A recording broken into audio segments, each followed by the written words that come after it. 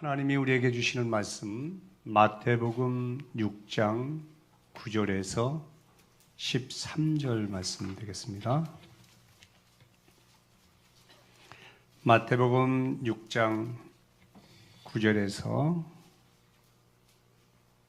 13절. 그러므로 너희는 이렇게 기도하라. 하늘에 계신 우리 아버지여, 이름이 거룩히 여김을 받으시오며 나라가 임하시오며 뜻이 하늘에서 이루어진 것 같이 땅에서도 이루어지이다. 오늘 우리에게 일용할 양식을 주시옵고 우리가 우리에게 죄 지은 자를 사하여 준 것 같이 우리 죄를 사하여 주시옵고. 13절 같이 봅니다. 우리를 시험에 들게 하지 마옵시고 다만 악에서 구하시옵소서. 나라와 권세와 영광이 아버지께 영원히 있사옵나이다. 아멘. 이렇게 기도하라 하는 시리즈 설교를 몇 번에 거쳐서 선포하도록 하겠습니다. 성도라면 누구나가 기도를 잘했으면 좋겠다, 그런 마음을 갖고 있지요. 그래서 기도와 관련된 책도 사서 보고 또 기도 잘하는 사람을 찾아가서 비결이 뭐냐 이렇게 물어도 봅니다. 그러나 그들의 말은 대부분 그냥 하면 돼, 그냥 기도는 그냥 하면 돼, 그런 기대치 않았던 말들을 듣고 낙심할 때도 참 많아요. 기도를 잘하고 싶은 마음은 우리에게만 내 마음이 아니고 예수님의 제자들도 마찬가지였습니다. 그래서 예수님을 찾아가서 요한이 그의 제자들에게 기도를 가르쳐 준 것처럼 우리에게 기도를 가르쳐 주십시오, 그렇게 부탁을 드렸고 예수님이 이렇게 기도하라 그렇게 가르쳐 주셨습니다. 그 당시 예수님 당시에는 바리새파 사람들에게는 바리새파의 기도문이 있었어요. 사두개파 사람들은 사두개들의 기도문이 있었고, 세례 요한이 소속되어 있던 에세네파에는 에세네파의 기도문이 있었어요. 우리가 잘 알듯이 예수님의 12 제자 가운데서 안드레와 요한은 예수님의 제자 되기 이전에 세례 요한의 제자였잖아요. 그래서 기도문을 가지고 그 기도문에 따라서 기도 생활을 해왔는데 이제는 세례 요한을 떠나서 예수님의 제자가 됐단 말이에요. 그래서 당연히 예수님의 제자들에게 맞는 기도문이 있어야 된다고 생각을 했던 거죠. 그래서 그 부탁을 예수님에게 드렸습니다. 마태복음과 누가복음에 두 곳에 기록이 되어 있는데 누가복음 11장에 보면은 조금 전에 말씀드린 대로 세례 요한이 제자들에게 기도문을 가르쳐 준 대로 우리에게도 기도문을 가르쳐 주십시오, 그런 아주 간결한 부탁으로 시작이 됩니다. 그런데 오늘 읽은 말씀을 보면 여러분도 알듯이 마태복음 5장, 6장, 7장은 산상수훈, 산상설교잖아요. 한편의 설교인데 설교 정중앙에 주기도문이 들어있어요. 그리고 더 중요한 발견 중에 하나는 이 주기도문을 말씀하시기 이전에 두 가지의 주의사항을 말씀하셨어요. 그것이 5절, 6절, 7절이지요. 5절에 보면 이렇게 말씀하세요. 또 너희는 기도할 때 어떤 사람? 애식하는 자와 같이 하지 않도록 하라. 그들은 사람에게 보이려고 해당 큰 거리 어귀에 서서 기도하기를 좋아하느니라. 내가 진실로 너희에게 이르노니 그들은 자기 상을 이미 받았다. 우리가 기도하면서 종종 빠지는 함정 중에 하나가 사람을 의식한다는 거예요. 사람. 그죠? 사람을 의식하다 보니까 그 사람에게 맞는, 그들이 좋아하는 그들의 수준에 맞는 인본주의적인 기도로 흘러간다는 거예요. 이게 큰 문제죠. 예? 그것을 예수님은 첫 번째로 말씀하셨어요. 그 다음을 보아보십시오. 6절에 보면 너는 기도할 때 골방에 들어가서 문을 안으로 잠그고 은밀한 중에 계신 네 아버지께 기도하라. 은밀한 중에 보시는 네 아버지께서 갚으시리라. 오직 하나님만 생각하라는 거예요. 그죠? 기도는 오직 하나님만 생각하고 하나님께만 집중하면 된다는 거예요. 골방에 들어갔으니까 사람들이 못 보죠. 문을 잠갔으니까 사람들이 들어올 수 없죠. 그러나 그곳에 누가 계시다는 거예요? 하나님은 계시고 내가 깊은 마음을 쏟아가면서 하나님 앞에 눈물져 기도하는 것을 그분이 듣고 아신다는 거예요. 그것을 놓치지 말아라.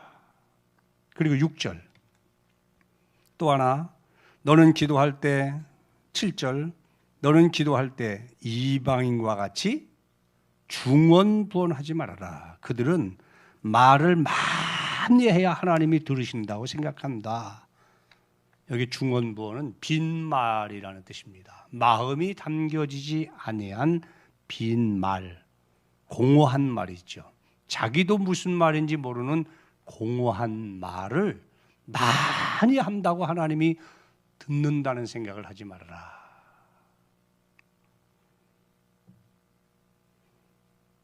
이 같은 덫에 걸릴 때도 참 많죠. 참 많아요. 이게 지금 예식하는 기도, 중언부언의 기도, 누구를 의식해서 예수님이 하신 말씀입니까? 이것이 그 당시에 바리새인들을 두고 하신 말씀이에요. 누가복음 18장에 보면 바리새인들은 서서 따로 기도하여 이르되 하나님이여 나는 다른 사람들 곧 토색, 불의, 간음하는 자들과 같지 아니하고 이 세리와도 같지 아니한 것을 감사합니다. 나는 일주일에 2번씩 금식을 하고 소득의 11조를 드리나이다. 자기를 드러내는 기도지요. 자기를 과시하는 기도. 자기를 드러내고 자기를 과시하는 기도의 사람의 특징은 그렇지 아니한 사람을 경멸하고 정죄한다는 거죠. 여러분, 기도가 잘못 사용하면 망나니의 칼이 된다는 걸 잊지 말아야 돼요. 너무너무 좋은 것이지만 우리 교회에서는 그런 것을 제가 발견하지 못했는데 예전에 그런 기도를 드리는 분들이 계셨어요. 대표기도 시켜보면 우리 장로님에게 은혜를 주셔서 잠이 줄고 새벽기도 나오게 해 주시옵소서. 여기까지는 뭐 귀엽게 받을 수 있어요. 그 다음에 뭐라 하냐면 우리 집사들은 하루 종일 시장에 가서 일을 하고 너무 피곤한데도 새벽기도를 쌌는데 장로님들이 기도 안 하면 되겠습니까? 이런 식으로 진짜 그런 기도 드리는 분들이 있어요. 이건 1000만전을 기도해도 상달이 되질 않아요. 왜 그렇죠? 기도가 아니기 때문에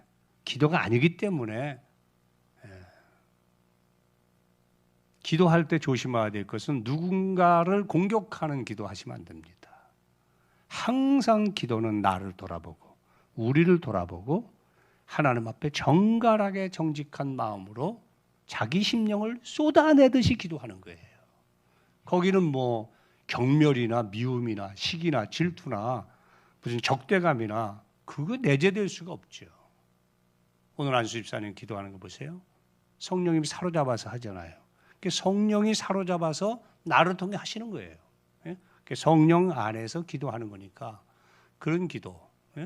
그러나 이 바리새인들은 그런 기도를 하지 못했어요. 애식하는 기도, 사람에게 보이려는 기도, 형식적인 기도, 결국에는 인본주의 기도로 전락하고 말았습니다.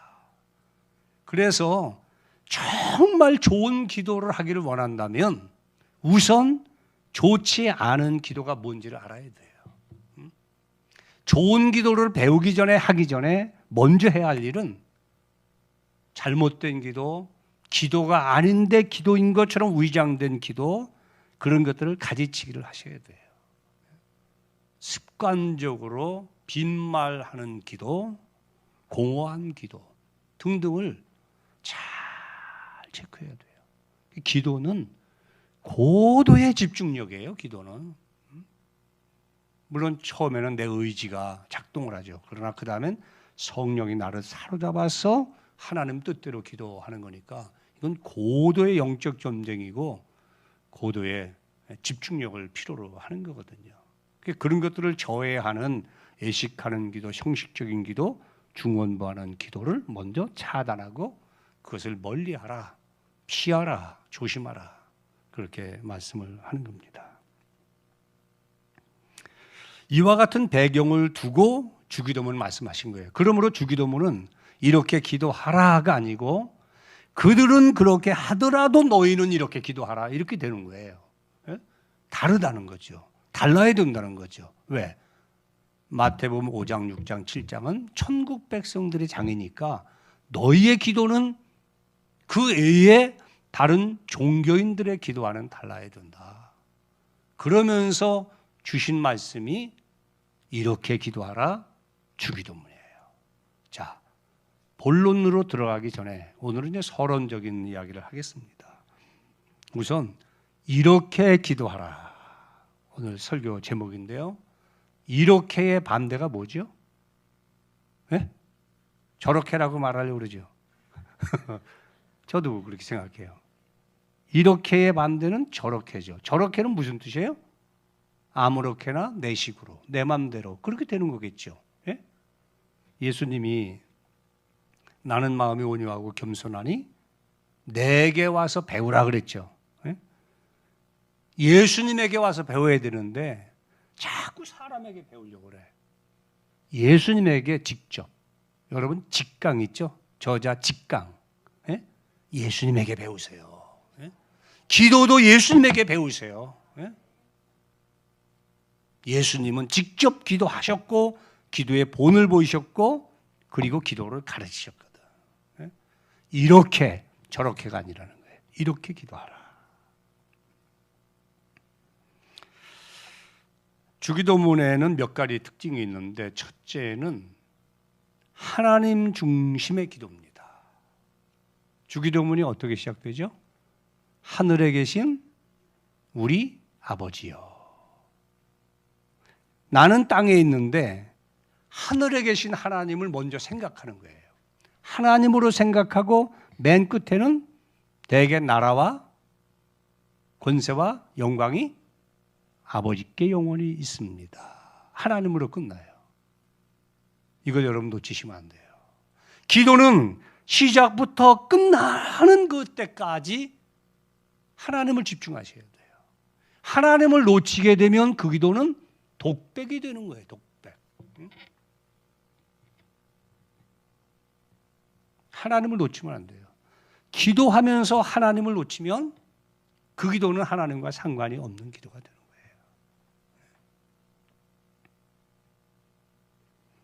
좋은 기도는 처음부터 끝까지 하나님을 놓치지 않는다.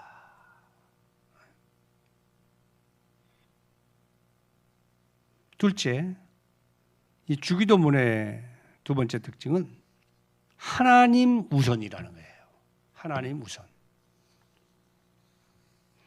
주기도문은 6가지 주제가 다뤄지고 있는데 3가지는 하나님을 위한 기도고 3가지는 나를 위한 기도죠. 그런데 정말 중요한 것은 누구를 위한 기도가 앞에 있는가? 몽땅 하나님을 위한 기도가 다 앞에 있습니다. 이름이 거룩히 여김을 받으시며 내 이름이 아니고 하나님의 이름이 먼저죠. 그리고 하나님 나라가 우선이에요. 세상 나라가 아니고. 그리고 내 뜻이 먼저가 아니라 하나님의 뜻이 먼저예요. 이렇게 하나님의 이름, 하나님의 나라, 하나님의 뜻이 먼저 구해지고 그 다음에 일용할 양식, 제사함, 그리고 나를 위한 악에 빠지지 않도록 그 기도가 나가게 되어 있어요. 성숙한 기도, 격조 높은 기도, 그 기도는 항상 하나님이 중심되어 있다는 거예요. 하나님이 우선되어 있다는 거예요. 기도하는 자체도 물론 나의 목적이 있어서 기도를 하지만 그 목적이 이루어져야 될 이유는 하나님에게 있는 거예요.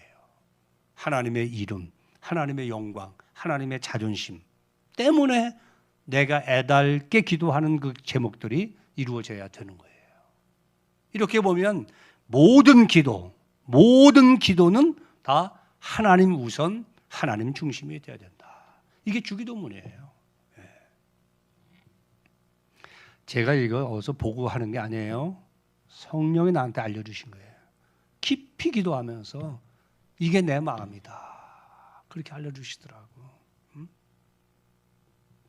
그러므로 성도의 그 좋은 기도의 삶은 아무리 중요한 일, 아무리 급한 일이 있어도 내 거 먼저가 아닌 거예요.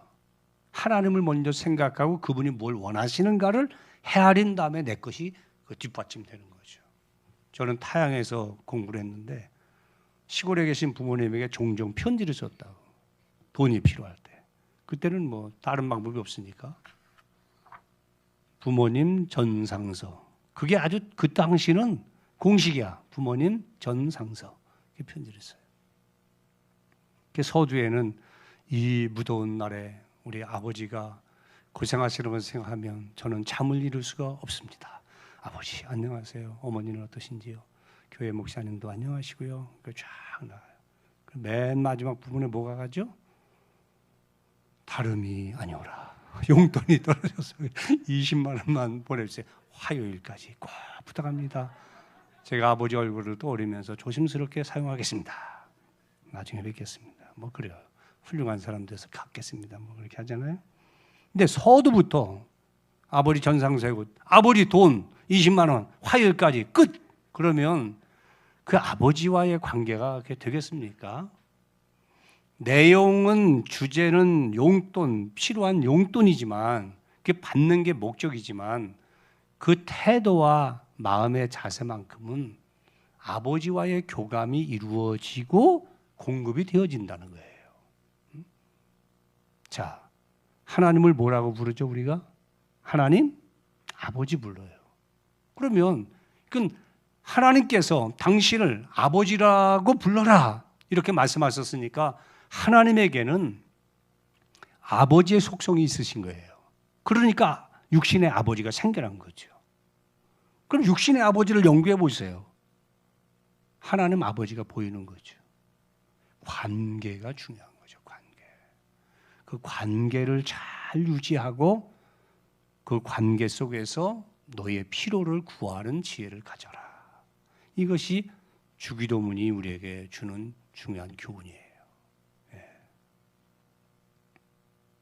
정리하면 이와 같은 순서로 기도하라. 기도는 순서가 있는 거예요. 두 번째, 이와 같은 마음으로 기도하라. 아버지를 극진히 사랑하는, 하나님을 먼저 생각하는 그 애절한 마음을 바탕으로 기도하라. 그리고 이런 자세로 기도하라. 그런 것들이 교훈되어 있는 겁니다. 또 주기도문을 주시면서 보다 근본적인 주신 목적이 있는데 주기도문은요 암송하라고 주신 게 아닙니다. 성경 어디에도 뭐 암송하라 그게 없잖아요. 예? 또 이것과 똑같이 기도하라 그러는 것도 아니에요. 주기도문 주신 이유는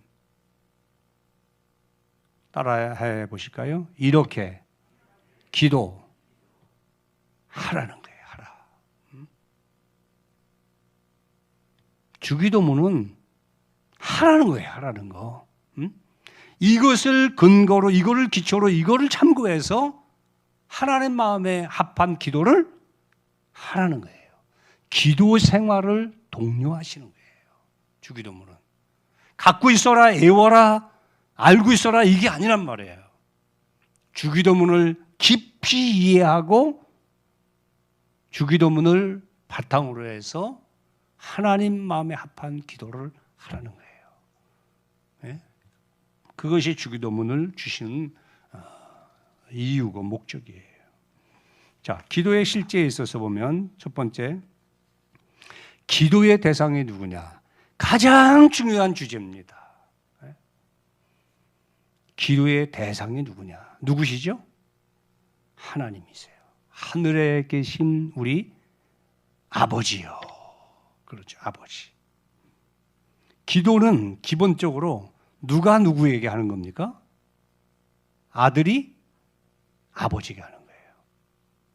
아들이 아버지에게 하는 거예요. 네.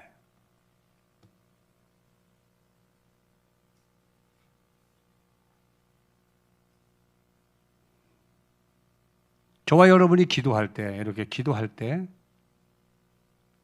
육신의 아버지를 떠올려 보세요. 아버지에게 하듯이 영의 아버지신 하나님 앞에 하는가 한번 체크해 보십시오. 아저씨에게 하듯 하는 사람도 많아요. 예? 들어주시면 좋겠고 아저씨, 안 들으시면 할 수 없습니다. 예? 삼촌에게 하는 사람도 있어요. 삼촌이나 아저씨나 이웃집 사람들은 나를 책임져 줄 이유가 없어요. 내가 요구하는 사항을 들어줄 이유가 없는 사람들이에요, 법적으로. 그러나 아버지는 일정 기간 동안 나를 책임져 주셔야 돼요, 법적으로. 그리고 내가 필요한 것을 공급해 줘야 할 의무가 있는 분이에요, 아버지는. 그 아버지의 사랑을 받아가지고 우리가 이렇게 성장했단 말이죠.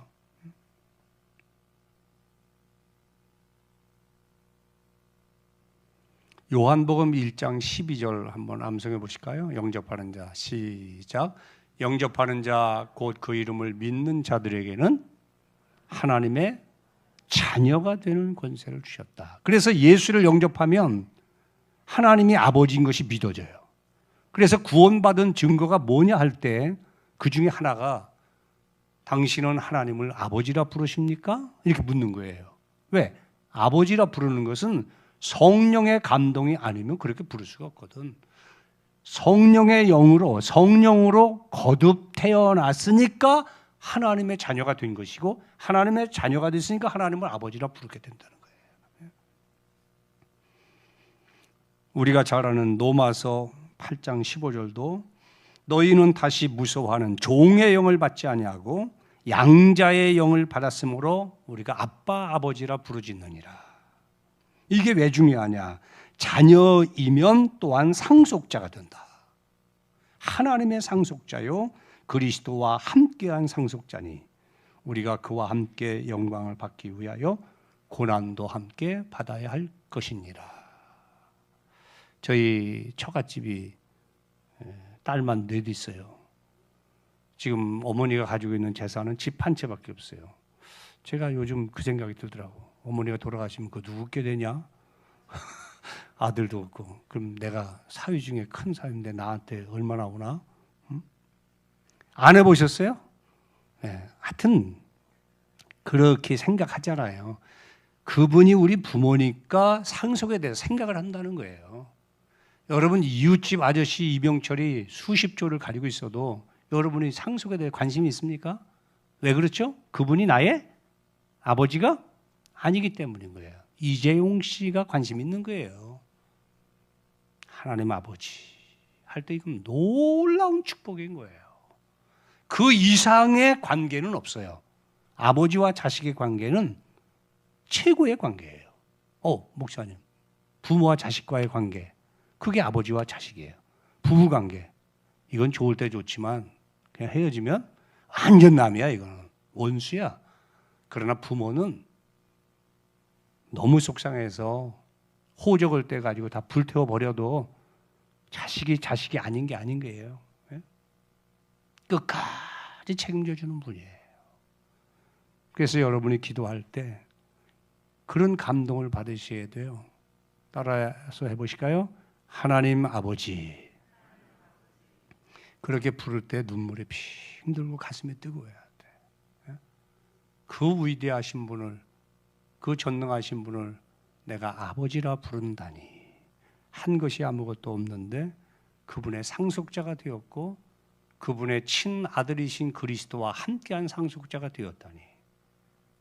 상속자가 되었으니까 천국, 하나님 나라 집이, 하나님의 집이 내 집이 된 거죠. 그런 마음으로 하나님 앞에 기도하라는 거예요. 아버지께 기도하는 거예요. 또 갈라디아서 4장에 보면 4절, 때가 차매 하나님이 그 아들을 보내사 여자에게서 나게 하시고 율법 아래에 나게 하신 것은 율법 아래에 있는 자들을 속량하시고 우리로 아들의 명분을 얻게 하려 하십니다. 예수님이 오셔서 죽으신 이유 중에 하나도 우리에게 아들의 명분을 얻게 하기 위해서 죽으셨다는 거예요. 왜? 그러므로 내가 이후로는 종이 아니요 아들이니 아들이면 하나님으로 말미암아 유업을 받을 자니라. 상속권을 갖기 때문에 그렇습니다. 기도는 하나님 아버지 그렇게 시작이 되셔야 돼요. 그냥 기도가 아닙니다. 하나님 아버지 그렇게 존중하는 마음으로 부르고 이제 그다음 기도가 되어야 됩니다. 할렐루야. 자, 그러면 그 아버지 하나님은 어디에 계시죠? 주기도문에 보면 하늘에 계셔요. 하늘 우라노스라는 헬라어는 세 가지 의미를 가지고 있어요. 첫째, 우리 눈에 보이는 창공, 이게 하늘이야. 둘째, 대기권 벗어나서 그 위에 있는 하늘. 그 다음에 바울이 경험했던 삼층천, 신비로운 그 하늘. 자, 1번, 2번, 3번 중에 하나님이 어디에 계셔요? 어디 계신 거예요? 네. 하여튼 우리 성도들은 곤란하면 얘기 안 하네. 응? 다 아시죠? 3번이라고 대답하고 싶으시죠? 땡입니다. 어디에나 계셔요. 예? 그러나 하늘이라고 표현한 이유는 초월적인 존재라는 말이에요. 초월적인 존재. 여러분, 하늘은 어디에서나 다 있어요. 필리핀에 가든 인도네시아 가든 태국에 가든 미국에 가든 어디 가나 하늘은 다 있어요. 내가 누워있든 앉아있든 하늘은 다 있는 거예요. 지금 이것도 하늘이에요. 이 공간이 다 하늘이에요. 예? 하늘에 계신 그 말은 내가 있는 그곳 어디에나 그런 뜻이에요. 하나님의 편재, 아니 계신 곳이 없으신 분. 그러면 하늘은 어디에 있으나 하늘이 있는 것처럼 하늘은 또 가까이에 있어요. 그죠? 하늘은 아주 가까이에 있는 거예요. 지금 여기 하늘이 있잖아요. 여기 하늘이 있는 거죠. 그렇듯이 그 엄청나신 전지전능하신 그 아버지께서 너의 가장 가까이 계시다는 거예요. 그것을 의식하고 그 아버지 앞에 기도하라는 거예요. 때로는 부르짖고 때로는 통곡하고 때로는 읊조리면서 또 속삭이듯이 깊이 있게 그 아버지 앞에 기도하라는 거예요. 자, 대략 우리가 주기도문을 아니까 말인데요.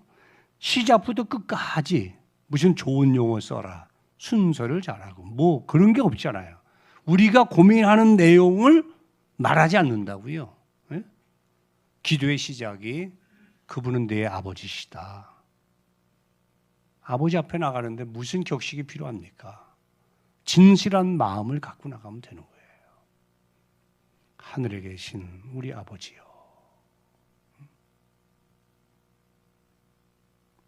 우리가 어떤 처지에 있든지 또 우리가 어느 곳에 있든지 이미 하나님은 거기 계셔요. 나를 위해서 내가 안고 있는 내가 만난 모든 문제를 해결해 주시기 위해서 나의 곁에 가장 가까운 곳에 그분이 계셔요.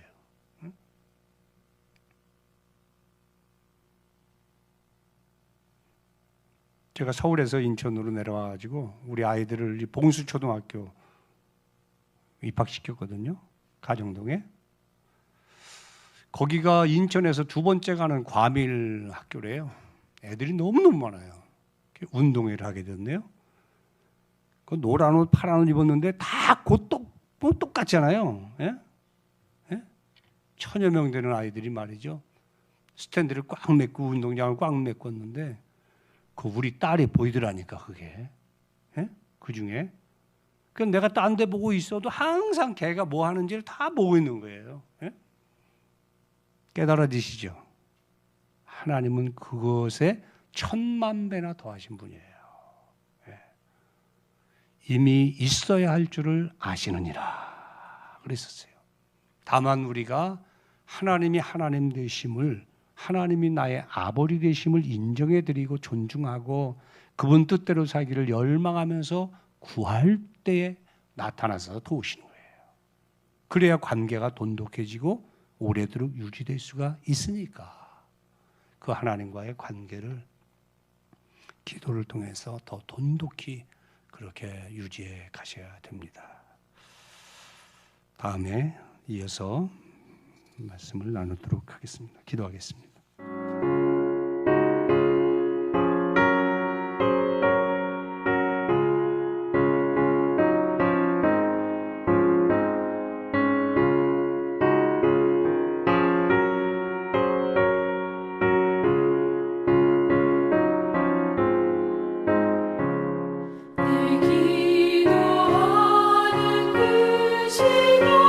그때가 가장 즐겁다 이 세상